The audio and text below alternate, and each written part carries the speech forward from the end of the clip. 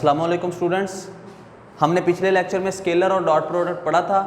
अब हम उसकी प्रॉपर्टीज़ पढ़ेंगे। उसकी प्रॉपर्टीज़ हैं 5 और वो प्रॉपर्टीज़ करने के लिए आप सिर्फ एक फार्मूला याद कर लें। एक फार्मूला आप याद कर लें, 5 की 5 प्रॉपर्टीज़ आपको याद हो जाएंगी। फार्मूला क्या है?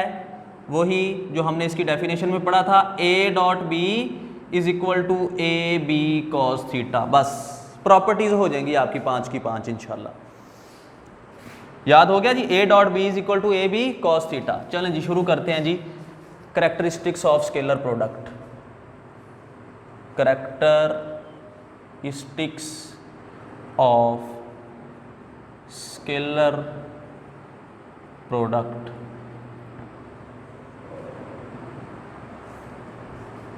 पहली प्रॉपर्टी है scalar product is commutative. Scalar product commutative होता है। कम्यूटेटिव लॉ का पता है ना आपको?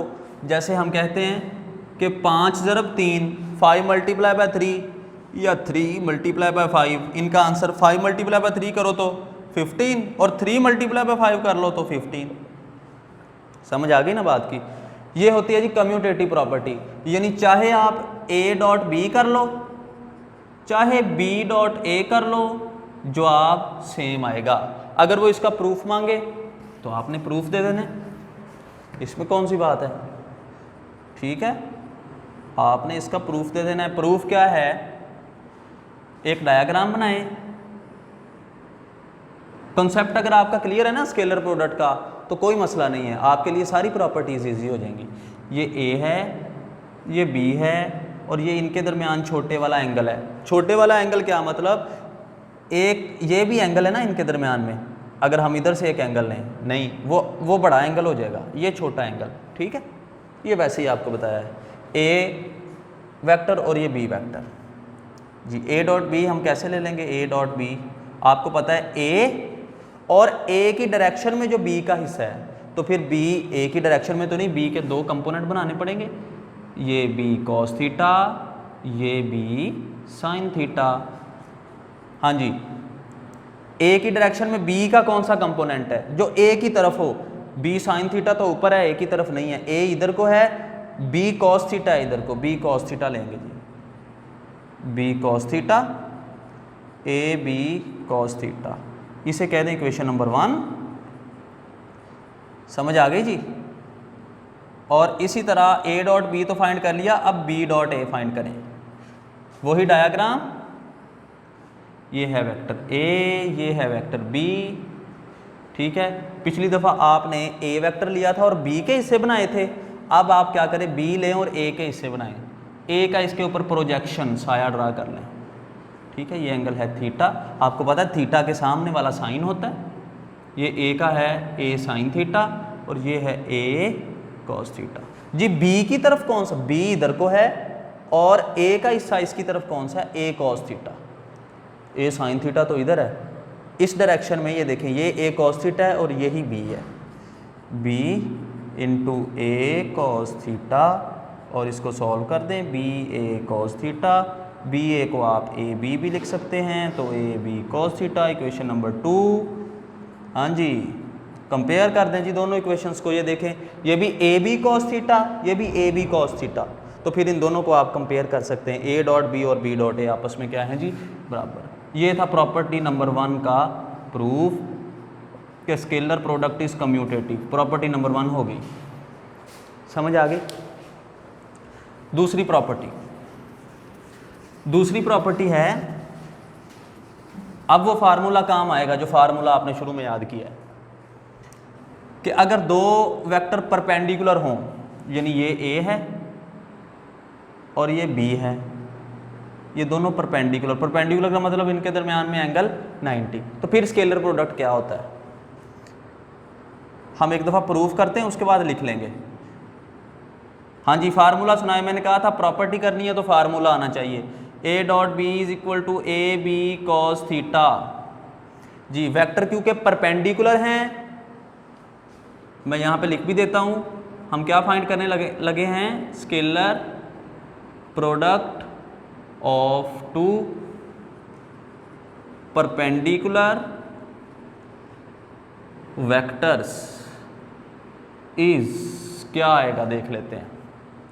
परपेंडिकुलर का क्या मतलब होता है, थीटा कितना 90 degree, very good. A dot B is equal to A B cos theta की जगह पे पुट कर दे 90 कॉज 90। आपको पता होना चाहिए, अगर नहीं पता तो कैलकुलेटर पे लिखे कॉज 90 0 होता है जी, जुबानी याद होना चाहिए आपको। कॉज 0 1 होता है, कॉज 90 0 और कॉज 180 कितना होता है -1। ये आपको वैल्यू जुबानी याद होनी चाहिए। ए डॉट बी 0 से मल्टीप्लाई होके ये सारा 0। तो देखिए परपेंडिकुलर वेक्टर्स का स्केलर प्रोडक्ट कितना आया 0। यही प्रॉपर्टी है, scalar product of two perpendicular vectors is 0।